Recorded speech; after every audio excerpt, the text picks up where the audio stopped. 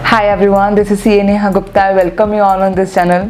31 मार्च आने ही वाली है। आई होप आप सभी ने अपनी टैक्स सेविंग कर ली होगी, बट वहीं अगर आप अभी तक अपनी टैक्स सेविंग नहीं कर पाए हैं और इसके लिए आपके पास अब फंड भी नहीं है, तो कैसे उस फंड को रेज करना है, कैसे क्या स्मार्टेस्ट वेज है उस फंड को रेज करने के लिए, आज इस वीडियो के थ्रू हम लोग समझेंगे। तो चलिए स्टार्ट करते हैं अपना वीडियो।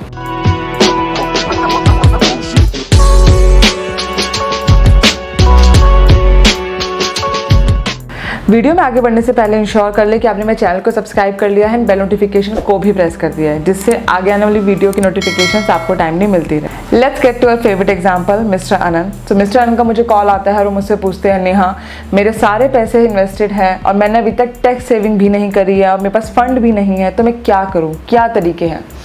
वेल, तो सिंपल सा आंसर है इसके लिए। बहुत सारे तरीके हैं जिसके थ्रू आप अभी भी अपने फंड को विड्रॉ करके टैक्स सेविंग के लिए यूज़ कर सकते हैं, और वो एक स्मार्टेस्ट तरीके भी हैं। ऐसा नहीं है कि उसके थ्रू आपको इंटरेस्ट कम मिलने वाला है या आपको एक्चुअल में लॉस होने वाला है। तो सबसे जो पहला तरीका वो है पीपीएफ का विड्रॉल।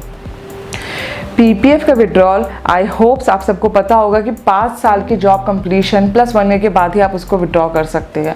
तो अगर आपकी जॉब को 6 साल कंप्लीट हो गए हैं तो आप पीपीएफ का विड्रॉ कर सकते हैं मैक्सिमम 50%, और उस पैसे को री इन्वेस्ट कर सकते हैं। So this is the first smartest way जिसके थ्रू आप अपना टैक्स सेविंग कर सकते हैं। नेक्स्ट तरीका है redeem and re invest in ELSS। सो अगर आपने ELSS में करा था पैसा इन्वेस्ट और आपको 3 साल हो चुके हैं, तो आप उसको रिडीम कर सकते हैं, री इन्वेस्ट कर सकते हैं। तो इससे क्या होगा, रिडीम होने के बाद आपको उसके इंटरेस्ट भी आपको मिल जाएगा, साथ में जो पैसा आप लगाएंगे उस पर भी आपको इंटरेस्ट मिलेगा। तो इट्स बेटर अगर आपकी ELSS है तो आप उसको रिडीम करें और री इन्वेस्ट करें, बट यस ध्यान रखें कि 3 साल पूरे हो चुके हैं। थर्ड तरीका है लोन अगेंस्ट पॉलिसीज।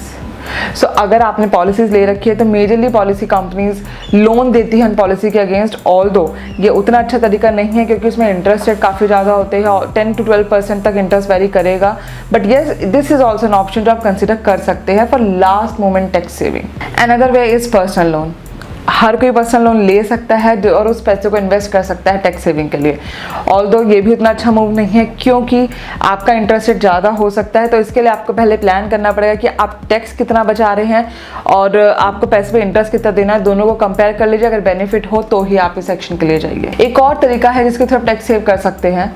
आप अपने टैक्स को दोनों तरीके से कैलकुलेट करिए, न्यू रिजिम के अकॉर्डिंग भी एंड ओल्ड रिजिम के अकॉर्डिंग भी। तो अगर हो सकता है आपका न्यू रिजिम में कम टैक्स बने तो आप स्ट्रेट अवे इसको चूज कर सकते हैं, आपको कोई भी इन्वेस्टमेंट करने की जरूरत नहीं पड़ेगी। और तो एक चीज़ का आप यहाँ पे ध्यान रखिए कि ओल्ड टैक्स में हो सकता है आपको ज़्यादा बेनिफिट हो अगर आप सारी इन्वेस्टमेंट करते हैं तो, बट वहीं अगर आप उनको सोच ही नहीं रहे, फॉर एग्जाम्पल आप होम लोन लेना ही नहीं चाहते हैं, आप एजुकेशन लोन लेना ही नहीं चाहते हैं और जो आप कर रहे हैं 80C 80D इसी में ही आपको इतना बेनिफिट नहीं हो रहा, आपको न्यू रिजिम में बेनिफिट ज़्यादा नजर आ रहा है, तो आप न्यू रिजिम में जा सकते हैं। नेक्स्ट एक और यहाँ पे मैं टिप्स देना चाहती हूँ कि अगर आपके लॉन्ग टर्म कैपिटल गेन बन रहे हैं तो आप उन शेयर्स को रिडीम कर सकते हैं, सेल कर सकते हैं एंड म्यूचुअल फंड को भी रिडीम कर सकते हैं। अगर उनके लॉन्ग टर्म कैपिटल गेन बन रहा है अप टू 1 लाख रुपीज़ तो वो एग्जेम्प्ट हो जाएगा। आप अभी उसको रिडीम कर लीजिए और 1 तारीख को नेक्स्ट फाइनेंशियल में इसको दोबारा इन्वेस्ट कर सकते हैं।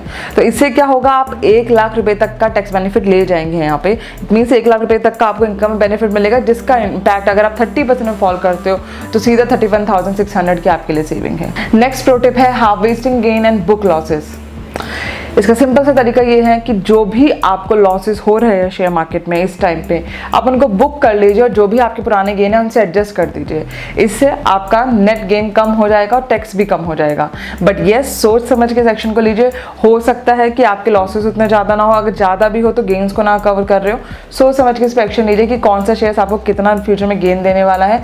आप ये भी कर सकते हैं कि आज लॉस बुक करके आप उसे दोबारा बाई कर लें नेक्स्ट फाइनेंशियल ईयर में, या as per the stock market trend जो आप जिसे भी फॉलो कर रहे हैं। आप ये भी कर सकते हैं कि उसको आज सेल करके बाद में उसे दोबारा बाय भी कर सकते हैं, जिससे कि आपका लॉस भी बुक हो जाएगा और वो गेन से भी एडजस्ट हो जाएगा एंड आपको टैक्स भी नहीं देना पड़ेगा। लॉन्ग रन में अगर वो शेयर्स आपको चाहिए तो आप ऑब्वियसली इसको दोबारा बाय कर सकते हैं। So this is all about pro tax saving tips उन केसेस में जहाँ पे आपके पास फंड नहीं है। आई होप ये वीडियो आपको पसंद आया होगा एंड अगर आपकी स्टिल कोई क्वेरी है तो आप मुझे कमेंट सेक्शन में बता सकते हैं। I would love to help you. मिलते हैं नेक्स्ट वीडियो में। Till then bye bye.